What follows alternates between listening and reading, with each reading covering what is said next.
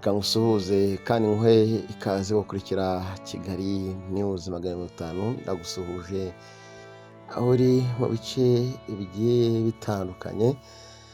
Ni inkuru itari nziza, ni inkuru yica mugongo yatashye abanyarwanda kuri uyu wa gatanu tariki 26 mu rukerera,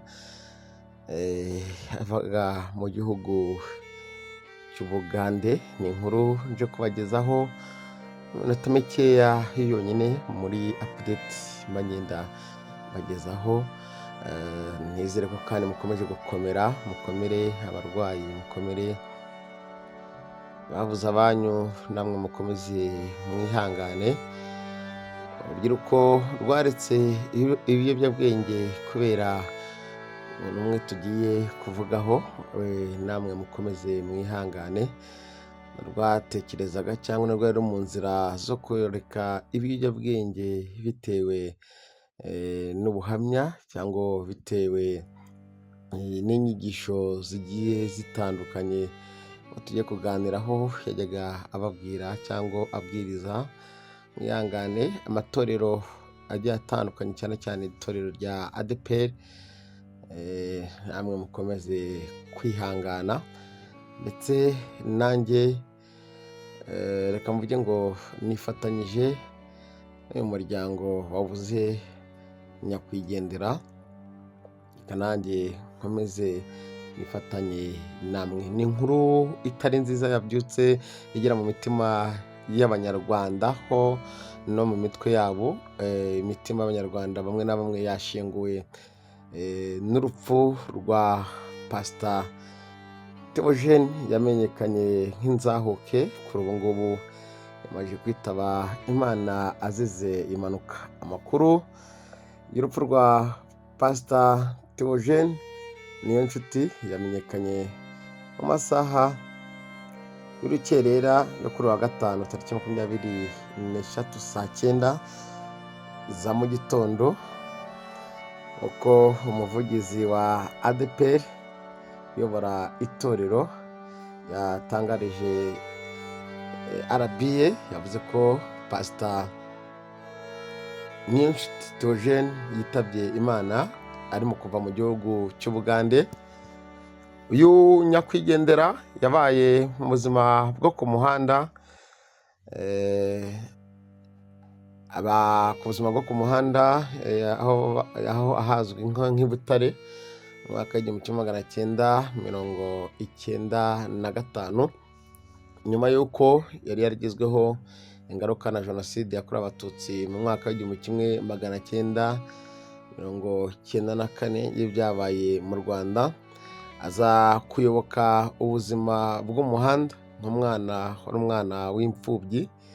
Yanyuze muri byinshi bigiye bitandukanye, yagendaga mu matorero agiye atandukanye, ndetse naho yatumirwaga kugira ngo akomeze atangarize urubyiruko ko kwishora mu ngaruka z'ibiyobyabwenge atari byiza, nta cyiza cy'ibiyobyabwenge, dore ko yatangaga ubuhamya ahari hose nta soni, nta kimwaro. Yabaga afite feri ze, cyangwa yabaga afite feri ko kuba yaravuye mu biyobyabwenge byamufashije byinshi bigiye bitandukanye. Yaje kuva yavuze kuva ku muhanda yakira agakiza, akaba yari mu itorero rya ADEPR. Yaje noneho no kugirwa pasiteri kubera ibikorwa byiza n'ubuhamya yagendaga atangaza. Kuri ubu ngubu yitabye Imana, ntabwo akiri mu mwuka w'abazima, ntabwo agihumeka uw'abazima. Ni inkuru zagiye zigaruka ku mbuga zigiye zitandukanye. Twitter niyo nkuru irimo iravugwa, Instagram niyo nkuru irimo kuvugwa, Facebook n'amasitati y'abantu bagiye batandukanye niyo nkuru irimo iravugwa. Kunyakwigendera yamajije kwitaba Imana. Ngewe nkibibona nabibonye ku masitati y'abantu, ndavuga ati si kwa kundi abantu bagenda babika abandi ko bapfuye, nyamara bakiriho. Ariko siko byari bimeze, kuko byemejwe n'umuyobozi wa ADEPR ndetse binemezwa n'umugore we, dore ko asize umugore n'abana bagera muri 3. Umusaza twaganiriye w'inshuti ye, ariko ntabashije kuba nafata amajwi ye bitewe n'impamvu n'uburenganzira bwe. Yavuze ko nta gisigaye kuri we, yavuze ko ubuzima bwe afite, ati nanjye nshobora kuva muri ubu buzima, nanjye nshobora kubuhomba, nanjye nshobora kwisangira Bikira Mariya wo mu ijuru, cyangwa nkisangira Yesu. Imana imuhe amahoro n'imigisha, nanjye nkigendera, kuko atuye n'umwe mu basore cyangwa mu bagabo bambaga hafi cyane iyo nabaga ndwaye, baranganirizaga. Iyo numvaga bimwe na bimwe ibyo agenda atangaza, numvaga bimpaye isanamitima, atariko biragoye kwakira ko Pastor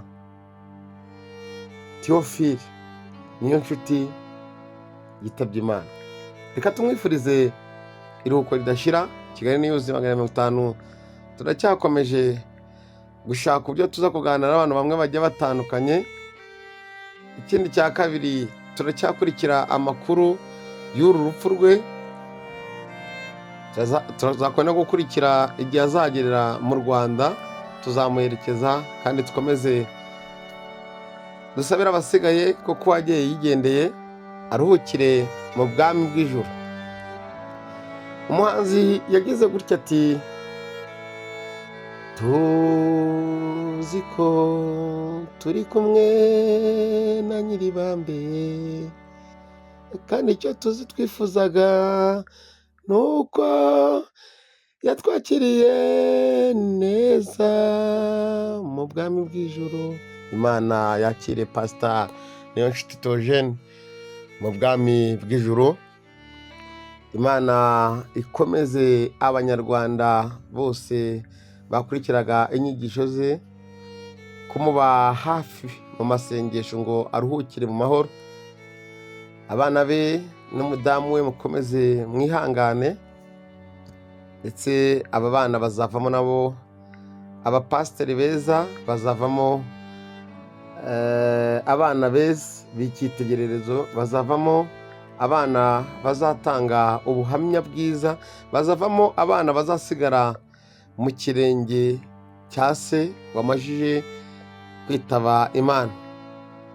Mukomeze mwihangane, kandi n'abakoze impanuka bo bari kumwe tutaramenya ko ni muri mu gutangazwa, tutaramenya n'imodoka yari arimo, nimba ari ya modoka ya Jaguar iva mu gihugu cy'u Uganda iza mu Rwanda, ndetse iva no mu gihugu cy'u Rwanda ijya mu Bugande.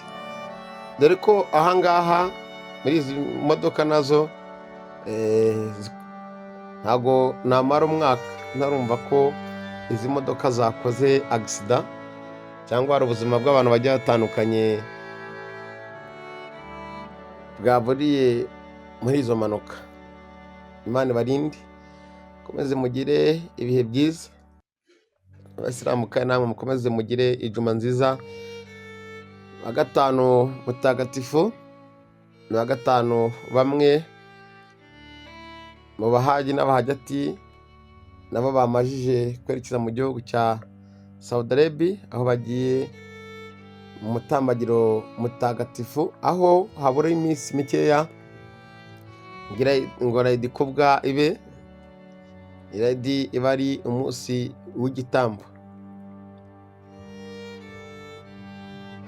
Agahinda kanjye n'umubabaro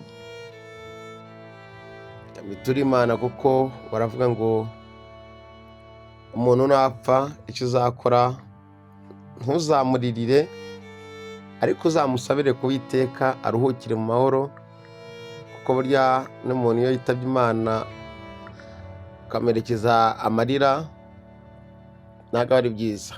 Muri iyi minota 10 niyo nari mfite kubasangiza Pastor Theogene iruhuko ridashira.